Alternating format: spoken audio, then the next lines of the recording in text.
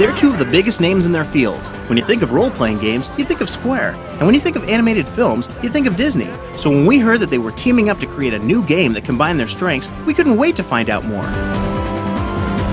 This started out through an elevator ride. So Square's offices are in the same building as our offices in Tokyo. I've heard some people saying Square was the initiator. That story has been circulating around. But that's not quite what happened. Disney initiated it. The offer came to our producer first. When Sakaguchi-san and the Disney producer were talking about vague production ideas for this project, I happened to run into them and heard about it. So I told them that I might have some good ideas. So we started talking about ideas about a Mickey RPG or other types of things, and ideas started flying around. So when we finally got to an idea that we all agreed with, we said, hey, this is great, let's go. And then Square put their, as usual, incredible resources against the title and came out with magic, I think. Wow! The two powerhouses have created a totally unique game, one that combines the world of Disney with the sensibility of a Final Fantasy game.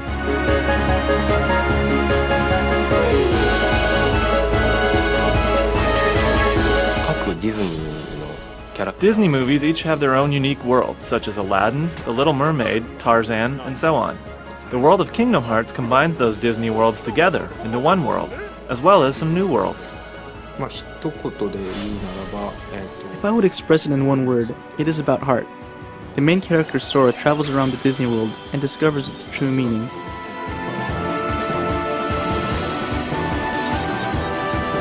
Kingdom Hearts is about a character named Sora who lives on a little island and is always aspiring to go out and be an adventurer and see the world and do all kinds of wonderful things. And he does this with two friends of his, Riku and Kairi, and they sit around and they talk about how great it would be to adventure out.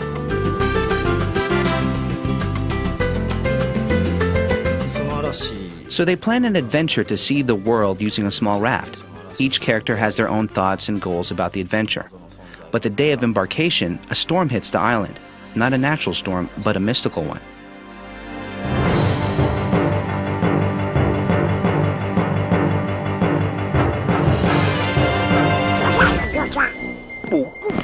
And that's when he becomes involved with Donald and Goofy, who are in the Disney universe, both the magician and the court guard. And they're off to find their King Mickey, who has disappeared. No one knows where he is.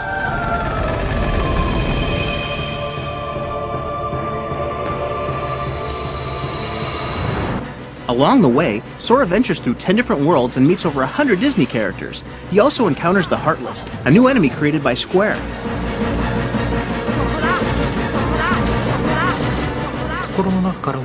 The Heartless are shadows that were originally born from the dark side of the heart. They do not have hearts and attack those that do.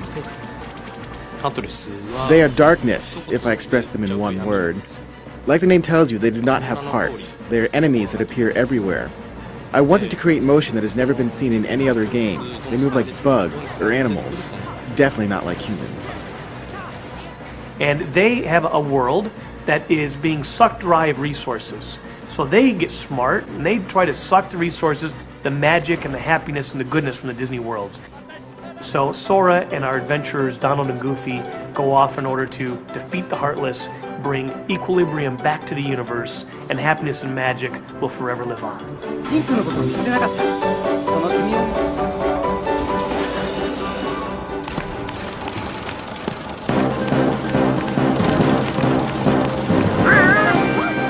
The differences between Disney-style animation and the Japanese style that Square is famous for presented the game's designers with a major challenge.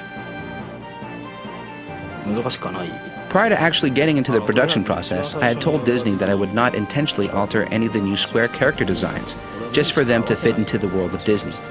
I did not think it was necessary. Besides, there are already dissimilarities along Disney character designs.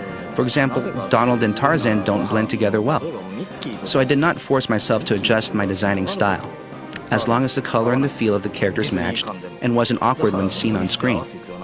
However, the three main characters, Sora, Donald, and Goofy, travel through all of these worlds. So we tried to maintain some consistency so they would blend well together while sustaining their visual independence. I was unsure about the Nightmare Before Christmas world and the Winnie the Pooh world in the beginning stages of production. They are both so distinct that I thought of changing the styles of the three main characters as well. With that issue sorted out, the designers then turned their imagination to the Disney characters, where they were allowed to do something that's practically unheard of, embellish their appearance for the game.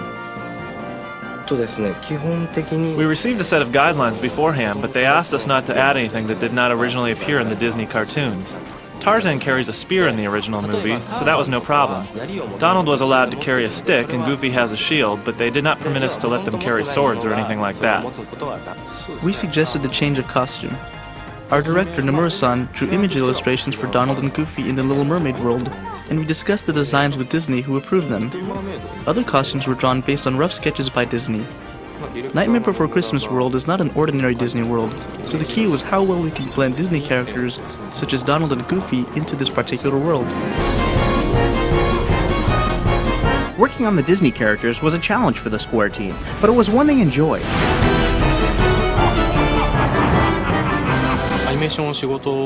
We animators consider Disney an inventor of film animation. Disney is the original animation company and is always in everyone's mind.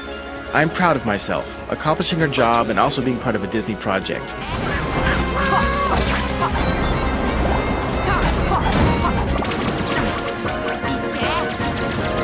Obviously, we have a lot of knowledge that's kind of part of the deal of being with the Walt Disney Company about the characters and the worlds, but we tried to share with them. So we had little chalk talks. We connected them with some of the animators from the Walt Disney Company from feature animation and told them a little bit about what the motivation was for the character. Disney offered a class for a day. We learned the basics of how a Disney film is made. After that, I watched tons of videos since each movie has a different feel. I was watching nothing but Disney videos for 6 months. I studied the characteristics of each character and then delivered them into the game. And I think that's really displayed beautifully in how well they animated the characters in 3D. They move just like they're 2D animated in a lot of ways. And so those chalk talks I think really paid off. After spending a considerable amount of time with the Kingdom Hearts team, we couldn't help but wonder what Walt would think of Square and Disney's latest creation.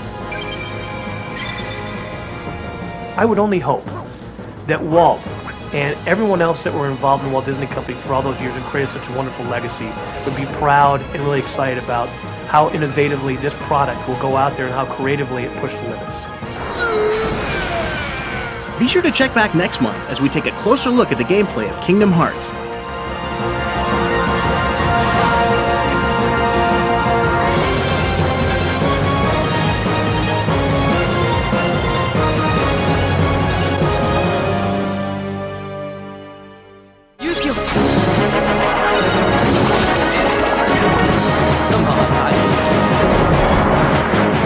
When Final Fantasy-style characters are thrust into the Disney universe, you get a new action RPG game called Kingdom Hearts. If you saw our story last month, you'll learn how these two heavyweights, Disney and Square, came together to seamlessly blend the two worlds. This month, we're going to dive deeper into the gameplay and explore this immersive new action RPG. In the beginning of the game, Sora starts his journey from his home, while at the same time Donald and Goofy begin their journey. The three meet in Travis Town and travel to different Disney worlds, including Aladdin, The Little Mermaid, and The Nightmare Before Christmas.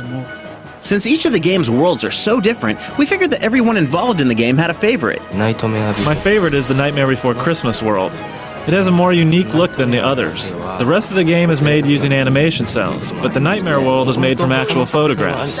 We achieved an interesting look with combinations of the 3D game world and real photos. I'm really pleased with the results. I think the Peter Pan and Aladdin worlds are very interesting. Especially the mothership fight in the Peter Pan world.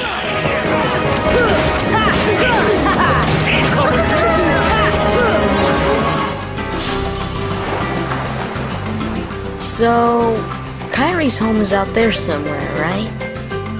Could be. My favorite is Destiny Island, because when I designed it, I wanted to get away from work and go to a tropical island.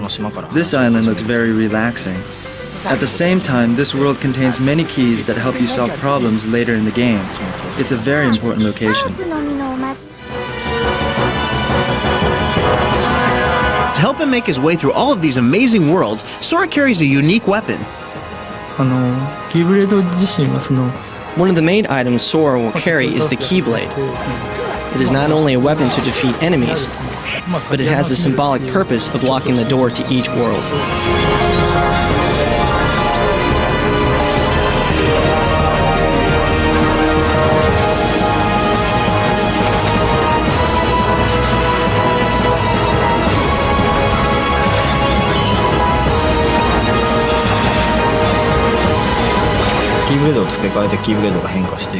The Keyblade's appearance and abilities change depending on what kind of chain is attached. These key chains alter Sora's attacking ability in different ways. For example, one of them will raise Sora's attacking ability, while at the same time drastically reducing his magic points. For those of you who are Final Fantasy fanatics, you won't be disappointed. Even though Kingdom Hearts is not a traditional RPG, gamers will definitely recognize several elements from the famed RPG series. Well, since the core staff of this game has worked on Final Fantasy games in the past, we thought it was about time we try something different. I like RPGs because they are the type of game that players get deeply involved in. Sometimes RPGs have a hard time including action elements into the game, so we incorporated lots of action into Kingdom Hearts to the point where some may call it an action game. Like Final Fantasy, this game also has experience points. The difference is that you can earn experience points during battles, whereas you earn them after you finish each battle in Final Fantasy. For example, if you dodge an enemy's attack, you earn a point. As your character's experience points go up, your character becomes stronger. Since action is heavily incorporated into this game, a skilled action game player may move up to different stages without having a substantial amount of experience points normally needed to move up. Some characters from the Final Fantasy series that will appear are Tidus, Wakka, Sophie, Yuffie, Cid, Mog, Squall, Cloud, and Aeris.